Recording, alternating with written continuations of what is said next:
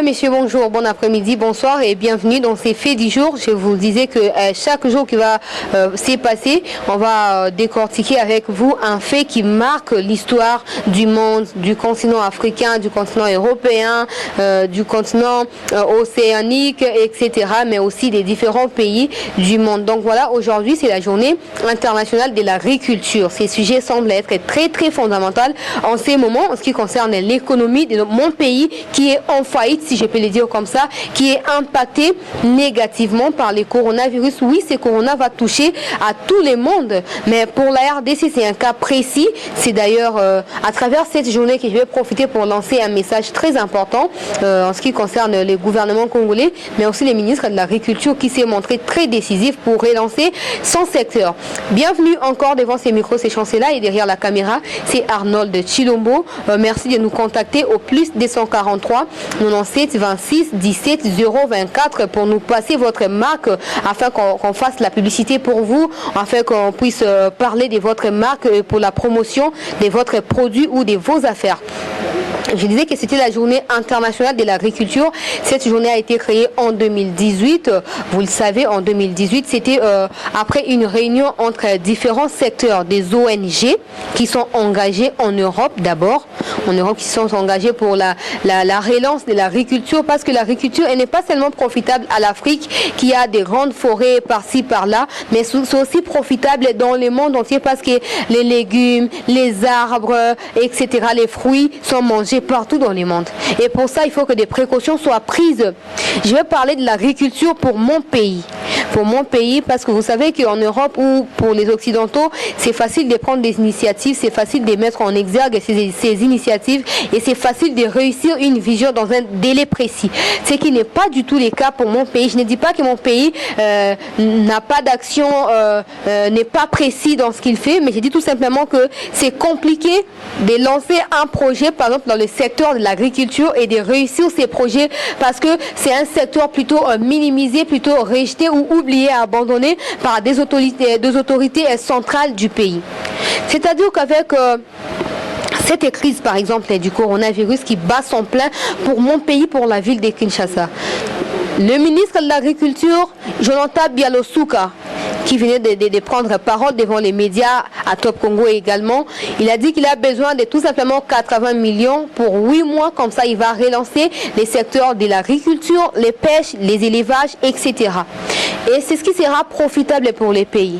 Moi je pense plutôt qu'en cette période de la pandémie, c'est une période importante pour les pays de s'asseoir, de réfléchir sur les moyens internes et sur la production interne, afin de relancer l'économie de notre pays. Si aujourd'hui il y a inflation monétaire, si aujourd'hui il y a les dollars qui dominent sur les francs congolais, si aujourd'hui un dollar revient à 2000 francs congolais, c'est parce que nous ne produisons rien. C'est parce que nous ne savons pas comment s'aimer et récolter. C'est parce que pour manger, il faut acheter les histoires à Loufou. C'est parce que pour les haricots même, il faut aller à Loufou. Même les riz, chez moi à l'Équateur par exemple, vous allez trouver des riz n'importe où. Moi-même, à 12 ans, je me rappelle que j'avais mon champ. J'avais mon champ où j'ai cultivé les riz, les maïs, les pondous et les tarots. Et j'ai vendu ça. J'avais 12 ans, j'ai vendu ça. Mes parents, même pour payer pour moi que vous voyez les études, ils ont utilisé aussi ces moyens-là. Donc, non seulement à l'Équateur, à l'est du pays où il y a des pommes de terre, il y a des haricots par-ci, par-là, il y a mieux à faire. C'est-à-dire que comme les ministres nationaux de l'agriculture a parlé des 80 millions, sensibiliser tous les coins du pays. Prenez les ministres provinciaux des agricultures à l'interne du pays. Et comme ça, il y aura une réunion entre les parties prenantes et élaborer des stratégies efficaces, associer des personnes qui ont des belles idées, des idées constructives, afin que l'agriculture ne soit pas seulement relancée, mais que les Congos se nourrissent par les produits congolais et que l'économie de notre pays soit boostée à travers la vente de ces histoires-là. S'il y a des étrangers qui viennent par exemple en tourisme à l'est du pays, qui profitent des pommes de terre, qui profitent des nourritures congolaises, pourquoi pas nous-mêmes profiter de ça? Même si vous mettez tellement, si vous réunissez tellement de bonnes stratégies, vous serez même en mesure de commencer à vendre, à exporter des produits congolais. mais parce que chacun veut tout simplement, bon, je suis en politique, je dois gagner pour ma famille, je dois gagner pour mes enfants, il faut que mon directeur de cabinet soit de mon côté. C'est comme ça que nous allons continuer à être comme ça et toujours comme ça. Notre pays a beaucoup de bonnes choses en dehors des minéraux. Nous avons des nourritures, nous pouvons nourrir même l'Afrique entière. Mais si nous n'y arrivons pas, c'est parce qu'on n'a pas d'abord la volonté, on n'a pas les focus sur ce qu'on a, on ne valorise jamais ce qu'on a, on l'a tout simplement pour envier les autres. Voilà, pour ces vêtements, il faut acheter à l'extérieur, alors qu'il y avait des usines comme ça qui fabriquaient des pagnes, des pièces d'âme ici. Toutes ces usines-là sont tombées caduques, KO. Aujourd'hui, pour avoir quelque chose, il faut viser à l'extérieur du pays.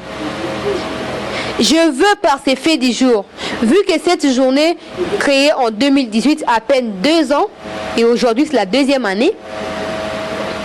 Donc, comme en Europe par exemple, cette journée elle est célébrée entre les agriculteurs, mais aussi le gouvernement qui prend part dans le sens d'investir, que le gouvernement congolais aussi investisse dans le sens là. Même si vous n'avez pas les 80 millions à donner à M. Bialosouka, vous avez des moyens, donc donnez même les minimums pourvu que les secteurs commencent déjà à travailler, que les secteurs soient déjà relancés et comme ça, vous allez attirer les yeux de l'extérieur et vous aurez certainement des soutiens. Même si ce n'est pas le cas, même si vous quittez la ville de Kinshasa, vous allez à l'intérieur du pays, vous rencontrez les agriculteurs, vous leur parlez de ces projets. Ils seront contents d'avoir les soutiens du gouvernement, ils seront même motivés à continuer à travailler. Quand il s'agit de l'économie du pays, ils vont s'estimer heureux de devenir participants à des projets du gouvernement. Ce qui est d'ailleurs important pour notre pays. Des mamans maraîchères qui cultivent des légumes par-ci par-là dans la ville de Kinshasa, dans des communes derrière nous ici, il y en a. Vous verrez ça d'ailleurs dans les images. Ces moments-là ont besoin du soutien du gouvernement, même si pas en termes d'argent. Il y a des produits, des engrais chimiques qu'ils achètent. Vous pouvez même arrêter d'acheter ces produits-là. Vous cherchez des graines de vos légumes à l'intérieur du pays. Il y en a beaucoup. Des amarantes, il y en a beaucoup par-ci par-là, des aubergines, des légumes verts, etc. Il y en a partout. Vous cherchez, vous enlevez des engrais et vous allez planter minutieusement les histoires. Et ça va profiter à la population congolaise, à la population quinoise. Donc, président de la République, 80 millions à donner à M. Bialosouka. Si on n'a pas, il ne manquera pas 40 millions. Monsieur Bialosouka, soyez responsable, soyez sérieux. Je ne dis pas que vous ne l'êtes pas, mais soyez sérieux et engagés dans ces processus des parties prenantes qui sont importantes pour l'exécution de la vision que vous avez. Il y a des poissons qui meurent au fleuve Congo. Ils meurent vieux. Ils ne sont pas pêchés, ils sont là. Mais nous, on est là en train de chercher des Thomson qui viennent de n'importe où, avec des formoles, pour se nourrir. Mais à quoi sert notre fleuve? À quoi servent les champs? À quoi sert cette RDC là, la grande forêt de l'Afrique, 2e forêt en réserve après l'Amazonie? Aidez-nous. Aidez-nous à faire mieux. À travers les images, vous allez voir qu'il y a des pays comme en Europe qui se sont engagés dans ces voies-là, de relancer l'agriculture en tant que ressource interne du pays. Et c'est comme ça que vous verrez que les Blancs se nourrissent mieux que nous les Noirs. Nous, on a tout, mais on meurt de faim des fois. Pourquoi? Parce qu'on minimise tout, on rejette tout, on espère toujours aux choses qui viennent de l'étranger, on n'a pas à faire mieux chez nous. Derrière la maison, parce que nous avons tellement une terre bénie, le sol il est béni. Vous allez planter les matembele comme on appelle comme ça va croître, ça va pousser. Vous allez planter les aubergines, ça va pousser. Toutes ces histoires-là, vu que la terre elle est tellement bonne, ça va être profitable à nous. Au lieu de commencer toujours à acheter, oui c'est bien d'acheter, mais il y a d'autres choses ou certaines choses à ne pas acheter, à cultiver, à exploiter chez soi.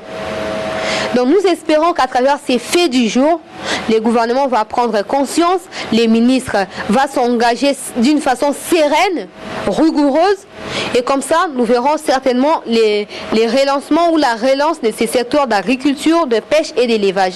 Et ça va être profitable pour le peuple congolais. Voilà tout pour ces faits du jour. N'hésitez pas de nous écrire. On va continuer comme ça à vous relater chaque fait qui se passe au monde, au Congo, en Afrique. Et vous serez toujours au courant. Je rappelle pour finir que la journée a été créée en 2018 et aujourd'hui, ça fait 2 ans. Donc les 6 juin 2018, les 6 juin de 2020. Ça fait 2 ans. Donc prenez soin de pouvoir honorer cette journée à travers vos actions, ministres et population, gouvernement et population. Merci de nous avoir suivis. Si vous voulez nous contacter, je reprends. Pour la participation de votre produit ou la publicité de votre marque, n'hésitez pas de les faire au plus 243 97 26 17 024. Je vous retrouve à la prochaine. Eshima, votre magazine qui bat au rythme de l'actualité. Retrouvez la nouvelle édition. Exclusivité.